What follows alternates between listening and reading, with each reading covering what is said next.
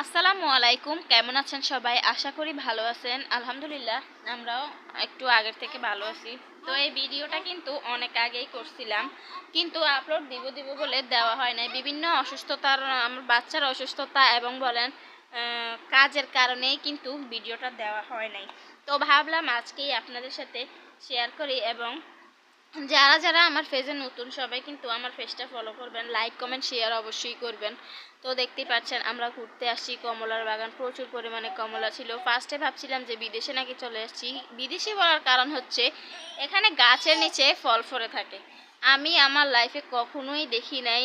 পড়ছে, কিন্তু এত পরিমাণে ঝড় বৃষ্টি হইলে যেমন ফল ফলে, তার থেকেও মনে করেন যে বিদেশে দেখছিলাম কিন্তু ফল ফলে থাকে। এখানে যে এত ফল ফলে আছে আমি আর কখনোই দেখি নাই। যেহেতু এটা পার্ক, অনেক মানুষই এখানে ঘুরতে আসে, সেজন্যই বললাম।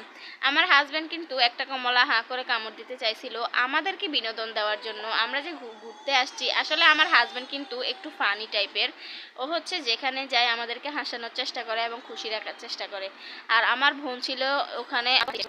আর এটার লোকেশন হচ্ছে মহামায়া, চাঁদপুর মহামায়া আসবেন। মহামায়া আসার পরই বিভিন্ন রিক্সাওয়ালা বলেন, অটোওয়ালা বলেন, সিএনজি যেটাতেই আসতে চান এজুইস আপনাদের খুশি।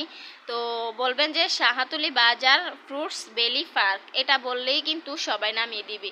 যখন আমরা গেছিলাম তখন কিন্তু ওটার কাজ চলছিল। তখন কিন্তু মনে করেন কি এটা হয়েছে, কিন্তু ওটার বলেন রেস্টুরেন্ট না কি যেন একটা তৈরি করতেছিল ওনারা, তখনও কাজ ছিল, হয়তো এখন কাজটা কমে গিয়েছে। আর এখানে ঢুকতে হলে কিন্তু আপনাকে ফ্রি ঢুকতে দিবে না, এখানে টিকিট কেটে ঢুকতে হয়, যেহেতু এটা পার্ক। আর এই তো আমরা একটা পদ্ম ফুল দেখছি। পদ্ম ফুল দেখার পর মানে আমি আমার লাইফে সাদা একটা পদ্ম দেখছি, আর কখনোই পদ্ম ফুল দেখি নাই। সাদা বলেন বা বিভিন্ন টাইপের গোলাপি কালার বলেন, কোনো ধরনের দেখি নাই। এই ফার্স্টই সাদা পদ্ম দেখছি। তো পদ্মটা ধরার পর আমার অনুভূতিটা ছিল অস্থির ছিল, বলতে অনেক বেশি, অনেক অনেক বেশি মানে খুশি হয়েছিলাম এই ফুলটা দেখে আর কি। তো আমি যেহেতু হচ্ছে পুরো ইয়া মানে প্লেসটা ঘুরতেছিলাম, তখনই দেখতেছিলাম যে ড্রাগন ফল, কখনোই ড্রাগন ফলের অনুভূতি বা ধরে যে অনুভূতিটা হয় সেটা আমি কখনোই আগে শুনতাম যে বিদেশে নাকি ড্রাগনের চাষ করা হয়, কিন্তু বিদেশ না, এখন আমাদের চাঁদপুরের মহামায়ায় ড্রাগনের চাষ করা হয়, এবং বাংলাদেশের বিভিন্ন প্রান্তেও ড্রাগন ফলের চাষ করা হয়। সাথে সাথে আমের চাষও করা হয়। যেহেতু রাজশাহী আমের রাজা বলা হয় বা আমের দেশ বলা হয়, তো আমি ভাবলাম নাকি আমি রাজশাহী চলে আসছি, কিন্তু না, এটা রাজশাহী না, আমাদের চাঁদপুরেও কিন্তু রাজশাহীর মতোই আমের বাগান তৈরি করা হয়েছে।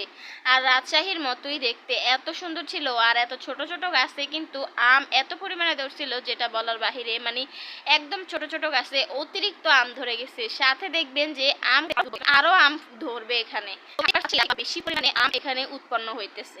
তো আর বিদেশ বলেন বা রাজশাহী বলেন, সব জায়গা থেকে আমার মনে হয়েছে এই চাঁদপুরের এই পার্কটাতে যে ফল গাছ এবং ফুলের গাছ করছে অসাধারণ হয়েছে। যিনি করছে তাকে অনেক ধন্যবাদ, অনেক থ্যাঙ্কস এই পার্কটা তৈরি করার জন্য। আর আমার কিন্তু মনটা অনেক ভালো হয়ে গেছে। তো ওনাকে অনেক ধন্যবাদ এই পার্কটা তৈরি করার জন্য। যারা আসেন নাই অবশ্যই আসবেন, অবশ্যই আসবেন, ঘুরবেন ঘুরবেন ফিরবেন, মনটা ভালো হয়ে যাবে। এখানে খাওয়ারও কিন্তু রেস্টুরেন্ট আছে। নদীর পাশেই অনেক সুন্দর করে ক্যাফের মতো রেস্টুরেন্ট তৈরি করা হয়েছে, আর নদীর উপরে বসেই কিন্তু আপনি খাওয়া দাওয়া করতে পারবেন। তো নদী এবং রেস্টুরেন্টের ভিডিওটা আমি নেক্সট ভিডিওতে আপলোড করব আপনাদের সাথে। আর দেখতেই পারবেন নদীর পাশে কিন্তু অনেক সুন্দর পরিবেশ ছিল। তো সবাই আমার পাশে থাকবেন, আর লাইক কমেন্ট শেয়ার অবশ্যই তো করবেনই। আমাদের জন্য দোয়া করবেন যেন ভালো ভালো ভিডিও আপনাদেরকে উপহার করতে পারি, সেজন্যই আমাদের পাশে থাকবেন, সাপোর্ট করবেন। তো আজকের মতো এখানেই বিদায় নিলাম। সবাই ভালো থাকবেন। আল্লাহ।